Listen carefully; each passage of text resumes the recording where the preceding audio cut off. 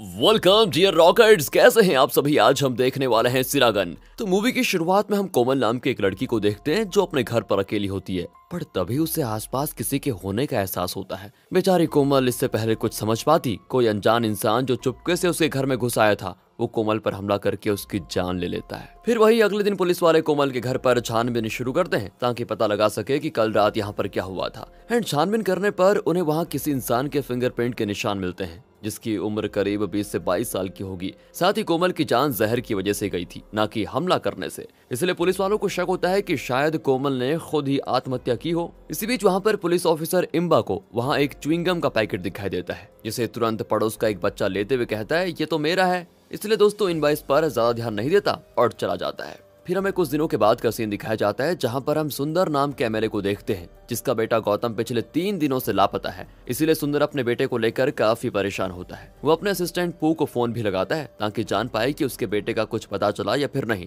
लेकिन पू तो उसका फोन ही नहीं उठाता। अगले सीन में हम इनबा को देखते हैं जो जैसे ही आगे बढ़ रहा होता है तभी उसकी गाड़ी के सामने कालिदास नाम का एक आदमी आ जाता है जो काफी घबराया हुआ दिख रहा है। वो इनबा से कहता है कि सर प्लीज मुझे बचा लो, मेरे दोस्त पर कुछ लोगों ने हमला करके उसको बड़ी बेरहमी से मार दिया है, वो मुझे भी मारना चाहते हैं, लेकिन मैं जैसे तैसे वहां से बचकर भाग निकला। ये सुनकर इनबा तुरंत कालिदास के दोस्त के पास जाता है जो कि कोई और नहीं बल्कि एमएलए सुंदर ही है। उसी के साथ वहां पर जगन नाम के आदमी का भी शव पड़ा होता है और दोनों की जान भी जा चुकी है। इनबा कालिदास से पूछताछ करता है कि आखिर ये सब हुआ कैसे। तो कालिदास बताता है कि कुछ देर पहले मैं, सुंदर और जगन तीनों शराब पीने के लिए इकट्ठा हुए थे, लेकिन सुंदर काफी परेशान दिखाई दे रहा था। उसने बताया कि आते समय 3 लोगों ने उस पर हमला कर दिया था, बड़ी मुश्किल से जान बचाकर वो यहाँ पर आया है। एंड तब मैंने उससे पूछा भी कि तुम पर हमला कौन करवा सकता है, लेकिन इससे पहले कि वो कुछ कह पाता जगन ने सीधे गन निकालकर सुंदर को शॉट कर दिया। एंड ये देखकर तो मेरे तो होश ही उड़ गए। मुझे कुछ समझ में नहीं आ रहा था कि अचानक ये क्या हो गया। तभी वहां पर 3 लोग और आए जो सुंदर को मारना चाहते थे। शायद जगन और वो तीनों मिले हुए थे, हो सकता है उन तीनों ने मिलकर जगन को मार दिया हो, पर मैं अभी इसके लिए बिल्कुल कंफर्म नहीं हूँ। और फिर ये भी हो सकता है कि उन तीनों में से किसी ने जगन को मार दिया हो, क्योंकि वो भी तो मरा हुआ था ना। इधर दोस्तों हम पू को देखते हैं जिसके पास शंकर नाम का पुलिस ऑफिसर पूछताछ के लिए आता है। वो पूछता है कि सुंदर ने तुम्हें आखिर कॉल कब किया था, और जब उसने कॉल किया तो तुमने फोन क्यों नहीं उठाया। तो पू कहता है कि एक मनुष्य पानी पूरी वाले ने मुझे ऐसी पानी पूरी खिलाई कि 3 दिनों से मेरा पेट खराब है, बाथरूम से मैं निकल ही नहीं पाया, तो मैं फोन कैसे उठाता, इसलिए मैं जान ही नहीं पाया कि 3 दिनों में हुआ क्या क्या। दूसरी ओर गौतम का दोस्त राजू इनबा को बाइक से कहीं जाते हुए दिखाई देता है। एंड वो जैसे उससे बात करने की कोशिश करता है राजू वहां से भाग जाता है। इनबा भी उसका पीछा करता है, लेकिन इसका कोई फायदा नहीं होता, राजू उसके हाथ से निकल जाता है। अब इनबा का शक ना राजू पर आ जाता है। इधर कालिदास के पास फहद नाम का ऑफिसर अपने एक और साथी के साथ आता है। वो यहाँ पर ये जानने के लिए आया हुआ है कि क्या जो बात कालिदास ने कही वो सच है या फिर झूठ। इसलिए फहद का साथी कालिदास को किसी तरह इंजेक्शन लगाता है जिससे कालिदास को नशा चढ़ने लग जाता है। और ये नशा ऐसा होता है कि अगर उससे नशे की हालत में कोई सवाल पूछा जाए तो उसका वो सही जवाब ही देगा। पर नशे की हालत में भी कालिदास यही जवाब देता है कि जगन ने सुंदर को शॉट किया था। एंड इस पर फहद को यकीन हो जाता है कि कालिदास सच कह रहा है। आगे हम कुछ टाइम पहले का सीन देखते हैं जहां पर कालिदास उन्हीं 3 गुंडों से बात कर रहा होता है जिन्होंने सुंदर पर हमला किया था।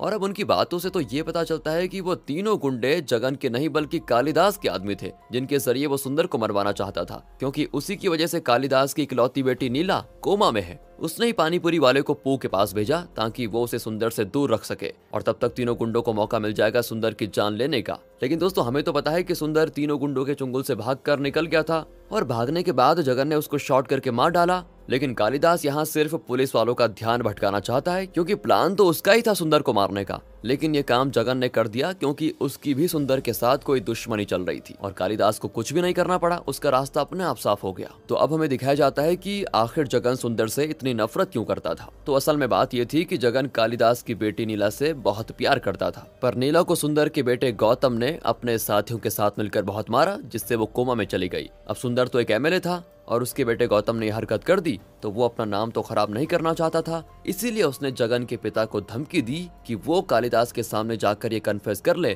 कि जगन ने अनजाने में नीला को गाड़ी से टक्कर मार दी, जिससे वो कोमा में चली गई। क्योंकि सुंदर और कालिदास बहुत अच्छे दोस्त हैं। अगर कालिदास को पता चल गया कि सुंदर के बेटे गौतम ने उसकी बेटी के साथ ऐसा किया तो कालिदास तो बहुत गुस्सा हो जाएगा और इससे उनकी दोस्ती दुश्मनी में बदल जाएगी। इसीलिए सुंदर ये आरोप जगन पर डालना चाहता है और मजबूरन जगन भी अपने पिता के कहने पर सुंदर के बेटे का गुनाह अपने सर पर लेने के लिए तैयार हो जाता है। लेकिन वो रियलिटी में ऐसा कभी नहीं कर सकता था कि जिससे वो प्यार करता है उसी की ऐसी हालत करने वालों का आरोप खुद पर ले ले। इसी गुस्से की वजह से जगन ने सुंदर को शॉट कर दिया। एंड शॉट करने के टाइम कालिदास भी बिल्कुल अनजान था कि जो काम वो यहाँ पर करने आया था वो तो जगन ने कर दिया और उसका रास्ता हो गया बिल्कुल साफ। अब हमें उस टाइम का सीन दिखाया जाता है जब कालिदास को पता चला था कि उसकी बेटी की यह हालत किसने की। तब फोन पर जैसे नीला सुंदर की आवाज को सुनती है ना, उसकी आंखों से आंसू निकल आते हैं, जिससे कालिदास समझ जाता है कि नीला की ऐसी हालत का जिम्मेदार सुंदर ही है। इसलिए उसने सुंदर को मारने का प्लान बनाया, जबकि ये सब कुछ किया तो गौतम ने था, मतलब सुंदर के बेटे ने। अब हमें दोबारा से दोस्तों वो सीन दिखाया जाता है जब जगन ने सुंदर को शॉट किया था। तो वहाँ पर वो तीनों लोग आए थे जो कि असल में कालिदास के गुंडे थे। उन्होंने जगन के हाथ में गन देखकर ये समझ लिया कि जगन कालिदास को मारना चाहता है, इसलिए उन्होंने जगन को ही मार डाला। तब कालिदास उनको कहता है कि तुम तुरंत यहाँ से भाग जाओ, मैं इन सब में फंसना नहीं चाहता। भले ही मैं सुंदर को मारने के इरादे से आया था, लेकिन जगन ने खुद सुंदर को अपने रास्ते से हटाकर मेरा काम आसान कर दिया। अब बस तुम लोगों को पुलिस के हाथों नहीं आना है, वरना मैं फंस जाऊंगा। एंड दोस्तों इस पर वो तीनों लोग मान जाते हैं। अब सीन प्रेजेंट टाइम पर मौजूद होता है, जहाँ पर हम गौतम को देखते हैं, जिसे गायब करने में किसी और का नहीं बल्कि कालिदास का ही हाथ था। उसके साथ गौतम का दोस्त राजू भी शामिल होता है। कालिदास ने उन दोनों को अपने घर में बंदी बनाकर रखा होता है, क्योंकि नीला के बैग से मिली गौतम की आईडी कार्ड से कालिदास को पता चल गया था कि उसकी ऐसी हालत के पीछे ये लोग भी शामिल हैं। इसलिए कालिदास ने इन दोनों का अपहरण कर लिया। लेकिन अब भी दोस्तों ये बात क्लियर नहीं हुई है कि आखिर गौतम ने नीला की यह हालत की क्यों। तो ये जानने के लिए मूवी फिर से कुछ महीने पहले के समय पर जाती है, जहां हम नीला को देखते हैं जो बहुत ही शांत और दयालु किस्म के इंसान है। वो अपने पिता के साथ एक खूबसूरत जीवन गुजार रही थी। नीला एक स्कूल टीचर है और वो हमेशा अपनी आधी सैलरी अनाथ बच्चों के अनाथालय में डोनेट कर देती है, इसलिए वहाँ के बच्चे उसे अपनी दीदी मानते हैं और उसके आने पर वो बहुत खुश भी होते हैं। नीला जिस स्कूल में पढ़ाती है उसी स्कूल में गौतम और राजू दोनों पढ़ते हैं। उनमें से राजू हैकिंग सीख रहा है और वो आसानी से किसी का भी मोबाइल हैक कर सकता है। इसीलिए एक दिन गौतम अपनी टीचर पायल की मोबाइल का एक्सेस हासिल कर लेता है, ताकि वो रात को राजू के साथ मिलकर वो सारी बातें सुन पाए जो उस फोन के आसपास होंगी। इतना ही नहीं, बिना पायल को पता चले वो उसके मोबाइल का कैमरा तक ऑन कर सकते हैं, जिसकी लाइव फुटेज गौतम और राजू देख पाएंगे। इसलिए वो अपनी टीचर पर नजर रखना शुरू कर देते हैं। इससे इनको पायल की अपने पति नंदू के साथ बातचीत, यहाँ तक उनका हर एक मूवमेंट पता चलने लग जाता है। और इसके बारे में गौतम अगले दिन पायल को भी बताता है, जो सुनकर तो वो बेचारी हैरानी रह जाती है कि ऐसे किसी की प्राइवेसी के बारे में कैसे किसी को पता चल रहा है, और वो रोते हुए चली जाती है। अब क्योंकि गौतम एमएलए का बेटा है, उसका तो कोई कुछ बिगाड़ नहीं सकता। अब इस बारे में जैसे नीला को पता चलता है तो वो काफी ज्यादा गुस्सा होती है और गौतम को अपने पास बुलाकर उसको थप्पड़ ही थप्पड़ जड़ देती है। साथ ही वो उसकी आईडी भी जब्त कर लेती है। यही आईडी कालिदास को जब मिली थी तब उसको पता चला था कि सुंदर के साथ साथ उसका बेटा भी उसकी बेटी की ऐसी हालत का जिम्मेदार है। अब गौतम अपनी इस बेइज्जती से एकदम बौखला जाता है और तुरंत फोन लगाकर अपने पिता को यहाँ गुंडे भेजने को कहता है, ताकि वो टीचर को सबक सिखा पाए। इसलिए सुंदर पू को टीचर से बात करने के लिए भेजता है कि उसने गौतम को क्यों मारा। लेकिन नीला पू और उसके गुंडों को गौतम की हरकत के बारे में नहीं बताती, क्योंकि इससे पायल की और ज्यादा बेइज्जती हो सकती थी। इसी दौरान नीला पू की सुंदर से हो रही फोन पर बात को सुन लेती है। यही वजह थी दोस्तों, जब नीला ने कालिदास के फोन रिकॉर्डिंग पर सुंदर की आवाज सुनी तो वो रोने लग गई, जिससे कालिदास को पता चल गया था कि सुंदर भी उसकी ऐसी हालत का जिम्मेदार है। अब नीला के कारण न बताने पर पू के गुंडे एक बड़ी सी लकड़ी उठाकर नीला के सर पर मार देते हैं, जिससे उसके सर से खून आने लग जाता है। नीला तो तब तक पायल को वहां से भगा भी देती है, पर जब इन गुंडों को समझ में आता है कि इन्होंने नीला को जोर से मार दिया तो वो सभी तुरंत वहां से भाग निकलते हैं। अब नीला ऐसी हालत में जैसे तैसे अनाथालय पहुंचती है, जहां की सिस्टर कालिदास को फोन करके सारी बात बताती है। इसलिए वो तुरंत वहां पर आकर नीला को हॉस्पिटल में एडमिट करवा देता है, लेकिन तब तक वो कोमा में जा चुकी थी। और अब आ जाओ प्रेजेंट में, हम देखते हैं कि कालिदास गौतम और राजू को आजाद कर देता है, लेकिन इसमें भी उसकी एक चाल होती है। वो दोनों जैसे ही वहां से भागते हैं, एक बाइक सवार उनके पीछे पड़ जाता है, जो उनको मारने के इरादे से वहां पर आया था, और काफी देर तक पीछा करने के बाद वो आखिरकार उनको मार देता है। इस बारे में जैसे पुलिस और इनबा को पता चलता है तो वो तुरंत मौका वारदात पर पहुंचकर शव का पोस्टमार्टम करने के लिए चले जाते हैं। अब हमें उस टाइम का सीन दिखाया जाता है जब नीला के कोमा में जाने के बाद पायल का बुरा हाल हो चुका था, क्योंकि नीला की इस हालत का जिम्मेदार वो खुद को मान रही थी। साथ ही ये पायल कोई और नहीं बल्कि दोस्तों इनबा की बहन होती है, जो कोमल और सुंदर का केस सॉल्व करने में लगा हुआ है। वो जैसे ही घर आता है तो उसे दरवाजा बंद दिखाई देता है। इसलिए वो खिड़की से अंदर झांकता है, लेकिन अंदर का नजारा देखकर उसके पैरों तले जमीन खिसक जाती है, क्योंकि पायल ने पंखे से लटक कर खुद की जान दे दी थी। वो नीला की हालत बर्दाश्त नहीं कर पाई, इसलिए उसने खुद को मार दिया। लेकिन इससे बेचारा इनबा एकदम टूट जाता है और अब प्रेजेंट टाइम में इनबा को याद आता है कि उसने कोमल के घर पर एक च्युइंगम का पैकेट देखा था। इसलिए वो दोबारा कोमल के घर आता है और पड़ोस के बच्चे से पूछता है कि तुमने तो कहा था कि वो च्युइंगम तुम्हारा है।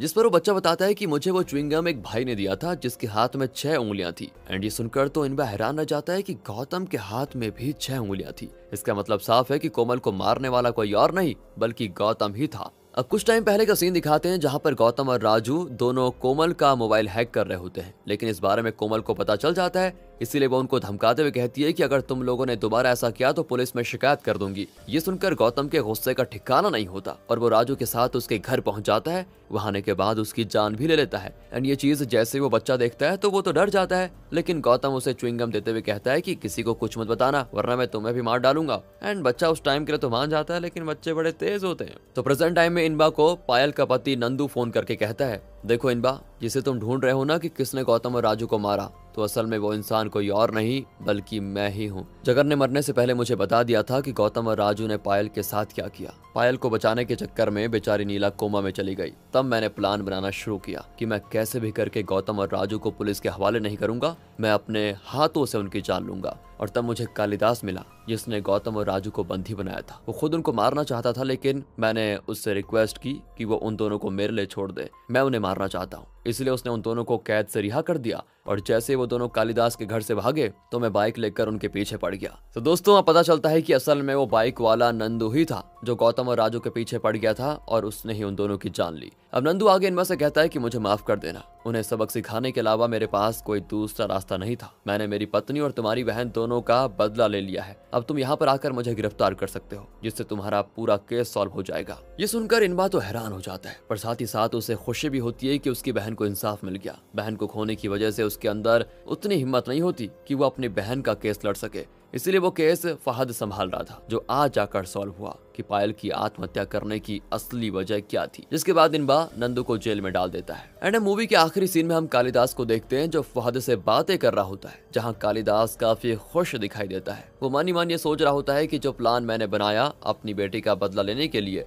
वो किसी और ने पूरा कर दिया। मेरी बेटी को इंसाफ भी मिल गया और मेरे सारे दुश्मन ठिकाने लग गए। किसी को पता भी नहीं चला कि यह प्लान कालिदास ने बनाया था। सांप भी मर गया और लाठी भी नहीं टूटी। पर तभी वहां पर एक मास्क पहना हुआ इंसान आता है जो सीधे कालिदास को शॉट करके मार देता है। एंड हमें बताया नहीं जाता कि ये मास्क वाला इंसान कौन था, लेकिन उसने जो अंगूठी पहनी थी वो बिल्कुल ऑफिसर शंकर से मिल रही थी। वही शंकर दोस्तों जो पू से उस समय बातें करने आया था। एंड यहाँ पर हमें असली कारण तो नहीं बताया जाता कि शंकर ने ऐसा क्यों किया, लेकिन हो सकता है उसे ऐसा करने के लिए पू ने कहा हो, क्योंकि पू को तो सिर्फ इतना ही पता था कि सुंदर और गौतम का सबसे बड़ा दुश्मन कालिदास ही है। इसलिए उसने शायद उन दोनों का बदला लेने के लिए शंकर के हाथों से मरवा दिया हो। वैसे आपको क्या लगता है कमेंट करके अपनी राय जरूर दीजिएगा और इस तरह की वीडियोस देखने के लिए चैनल को करें सब्सक्राइब। मिलते हैं अगली वीडियो में, ध्यान रखिएगा अपना। Thanks for watching.